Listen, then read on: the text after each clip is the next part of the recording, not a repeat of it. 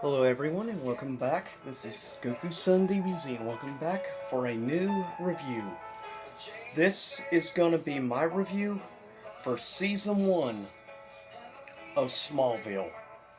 Enjoy the music in the background. Hopefully I don't have any copyright issues. I chose music of an artist I was introduced to in Season 1 of Smallville. 5 for Fighting. Enjoy Devil in the Wishing Well. So with that said, first up we have, of course, Episode 1 in Season 1, which is the pilot. It would be our introduction to Smallville, which is my second favorite TV show of all time, of course. With that said, Season 1 is a really solid, I think, introduction to Smallville as a whole. At least in my opinion, personally.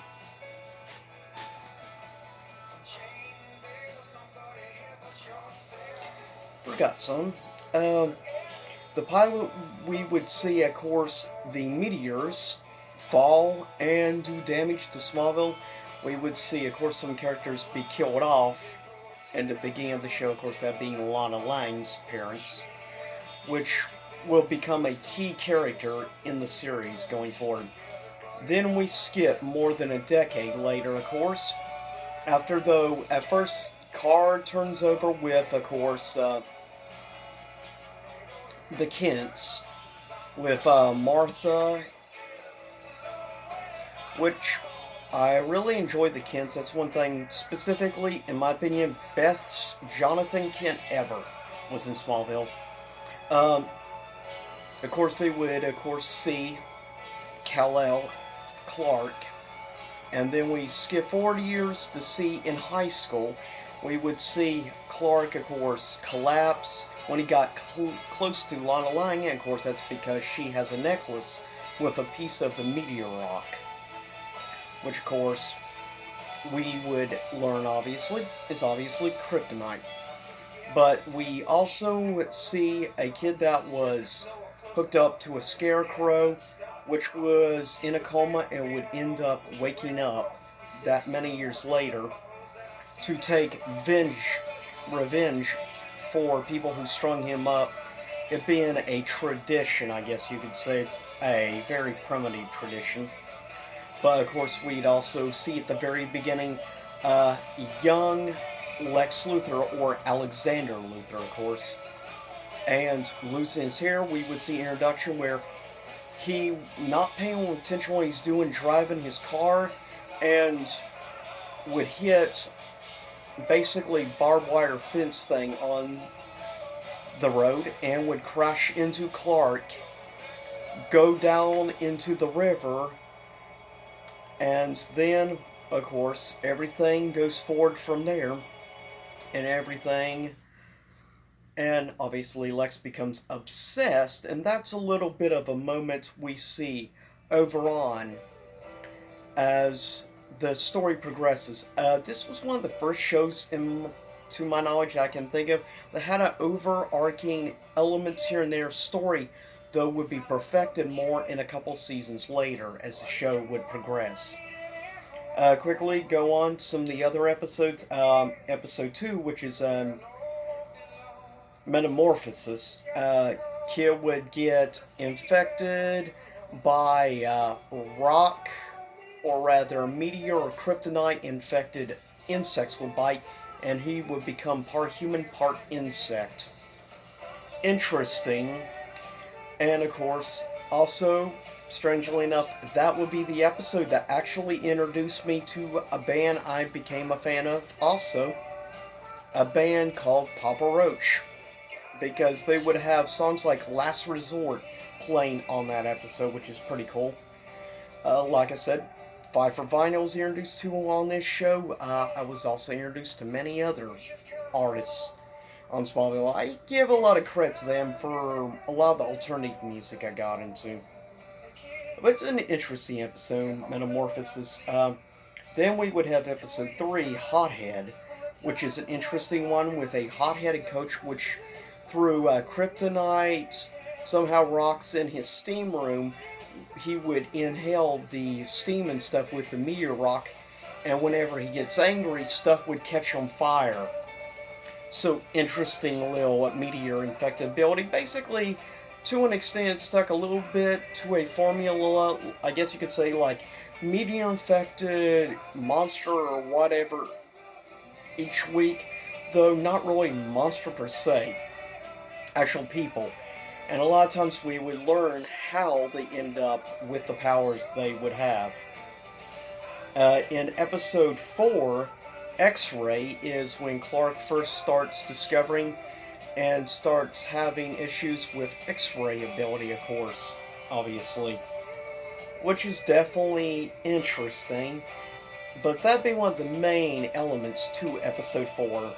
Nothing too memorable overall, in my opinion, from episode 4. Episode 5 was an interesting one.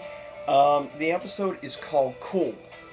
And this one individual jock, which would drown in a kryptonite-infected lake, of course, kryptonite, or with Chloe, and of course, which that's another thing, a cool character introduced in this series, an original character, Chloe Sullivan, which is hands down one of my top 3 favorite characters in all of Smallville. Chloe is a really cool character. It's unfortunate about the actress who played Chloe Sullivan in real life, not great. But still, also of course, Michael Rosenbaum is Lex, superb. Nothing negative, given he's my favorite Lex of all time. But still, some episodes really stand out more than others. In the earlier stuff, actually, strangely enough, I find myself really fascinated by the episode 2, Metamorphosis. Episode 3, I'm 50-50 with. Episode 4, I didn't care much about. Episode 5, I thought was okay. It wasn't a super great episode. With cool, still interesting concepts and more stuff brought forward. And we see some division, more attraction growing between Lana Lang and Clark. And of course, also Lana's boyfriend, obviously. Which is very interesting, the whole dynamic involved in these different characters in the show. Next we have episode 6, Hourglass, which is actually one of my top 5 favorite episodes from the season. I would say, and here's my personal favorite song off this album, 100 Years, but anyways, Hourglass, superb song, or episode, with an actress that can see into people's futures by touching them. Really interesting, and the actress who plays the character, I know her best from a series done in Canada, a branch off of Anna Green Gables and stuff, called Tales from Avonlea, which would lead into a show on Disney Channel in the 90s called Road to Avonlea. Really interesting. A great actress, in my opinion. It was a really good episode. More interesting stuff added to the story overall. I thought it was a good, though standalone overall story compared to many of the other episodes. Next, we have episode 7, one of the interesting ones, Craving, which is about a girl basically meteor rock infected produce and stuff she uses to make these vegetable smoothies and stuff to lose weight, but because of being infected, it obviously, it makes her lose weight drastically, but also gives her hunger. She ends up eating the animal fat out of a deer she runs over. She also ends up eating the animal fat out of a human as well. Though to be fair, the human that got that done to him kind of deserved it for being a total douchebag. With that said, next we have episode 8, Jitters, which is an interesting one, which will add a little bit more introduction to the character Lionel, which is more of a side character in season 1, Lionel Luthor, which would become a definite fan favorite throughout the years to come. Jitters is interesting about this guy who was involved in a explosion infected by meteor rock, and he has like very dangerous seizures and stuff where his body tremors and stuff, jitters, uncontrollably. He accidentally kills somebody because he can't control his body from it. Also, you learn about like a secret area at the plant that even Lex Luthor didn't know about called Level 3. But Lionel knew and just used plausible deniability, which is a term that definitely business moguls like him are going to use. Next, we have episode 9, where a very much a tool, corrupted cop or detective ends up finding Clark's secret and uses it to blackmail and everything. Now, at the end of the day, he ends up dying, so the secret of Clark's powers is stuck with him. Uh, Episode Rogue. It's interesting, and we learn a little bit more about some of the past stuff that went on with Lex and obviously Metropolis with that. Next, we have episode 10, Shimmer, which is an interesting episode. Not too much overall to say for the episode Shimmer for me personally. Next, episode 11, Hug. Hug is an interesting episode because you have this guy, when he touches hand and stuff, he can basically convince you to do whatever he wants, and he does that to try against Smallville and to have another like factory basically compete with Luthor Corp in that area. And push comes to shove, we have a lot of clashing and stuff, but we also learn a little bit more interesting stuff into certain characters, and we learn about the feelings or romance between. It's YouTube music. Sorry for that. Next up, don't want to have YouTube ad stuff, audio playing in the background. Next up, we have episode 12, Leech. Interesting episode, Leech, indeed. Basically, how shall I put this? My brain's freezing up for a minute. But with that said, we have also some interesting other episodes. Episode 13, which 50-50 with. Next, episode 14. Now, here's a big standout. Another one of my top 5 favorite episodes from the season, along with Metamorphosis.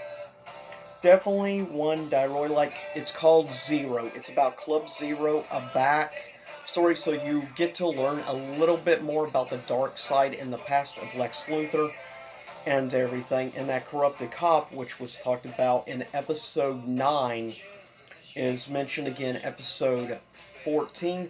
It's definitely a really interesting episode, and I really liked it because of adding more to the character of Lex Luthor. And that's one of the biggest things I appreciate about the episode. Next, we have episode 15, an interesting one called the Nicodemus, about a flower that is brought back using meteor rocks on dormanted seeds and brought back, and it can infect people and change their personalities, make them more aggressive towards others and things, and you learn a backstory about the Nicodemus flower. It's really interesting in my opinion, personally. Next issue, or rather episode 16.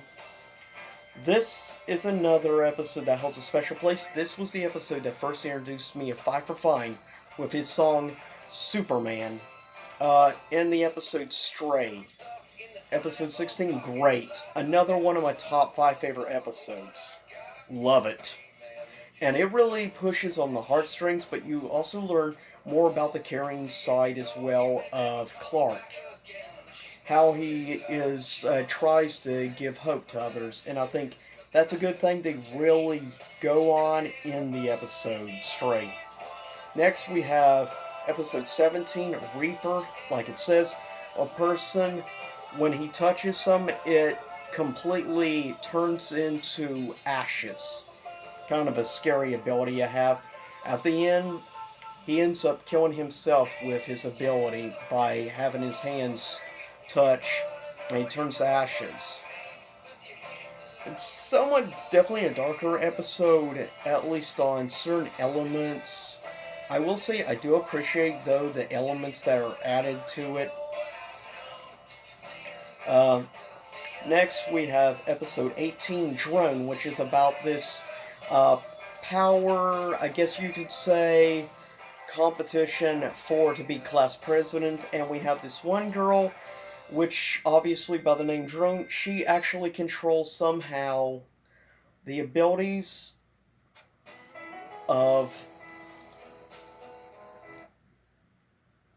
bees. I'm trying to turn to another song. There we go. And episode 19, Crush, which is an interesting episode. Lana ends up in an explosion near Meteor Rock. Somehow she ends up having mentally her mind attached to somebody else near her, which ends up kidnapping Chloe, which is getting ready to go to Metropolis to try to be one of the interns for a course at the Daily Planet. So we have more talking about elements that will become key in the future with like the Daily Planet and things, which is really nice. Adding more, helping to build this world of Smallville. It does a really good job, I feel, in that. And to have a growing closeness between definitely Chloe and also a closeness to Clark, which is good. I think there's really good chemistry also between the actors. Next we have episode 20, Obscure, which is an interesting episode to say the least. It's hard to really talk too much about Obscure, other than a few things here and there, but I'm going to quickly skip because this video is getting long, to episode 21, Tempest. Tempest is basically, we end up finding out that Lana ends up finding out that a certain somebody who, of course, she's been dating for a long time, he ends up enlisting in the Marine Corps and ends up leaving, going to Marine Corps for training. And of course we also have a big showdown. We see now a power struggle between Lionel and Lex, which is, I think, the greatest part in it, in a big clash they have during, of course, the tornado and everything. And then also in the background we have a reporter for the Inquisitor, which sabotaged truck and stuff that Clark was getting to explode, and he records him get out, seen unfazed and everything. Lex threatens, of course, warns him to stay away from the Kents, though he completely ignores it. He finds the special octagonal disc that is the missing piece to, of course, the spaceship that Clark came in, and ends up putting in, activating the ship. But a lot of that stuff involved in the ship will be in episode 1 of season 2. And in the future, I'm not sure how long off, I will do a season 2. I plan on doing one of these reviews for every season of Smallville. So that's 10 total reviews I'll be doing for Smallville. But this is my basic review of season 1 of Smallville.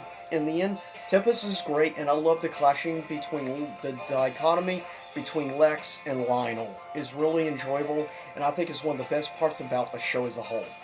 And I love the part when Lex says, I think, to quote, you mean, lip slip, or something like that, let slip the dogs of war. Of course, mentioning elements from a certain book called The Art of War, of course. But anyways, with that said, hope you enjoy the 5 for 5 music, and I'll see y'all next time. Stay safe out there, everyone YouTube land in this crazy world. I'll see y'all again soon enough. Same YouTube time, same YouTube channel.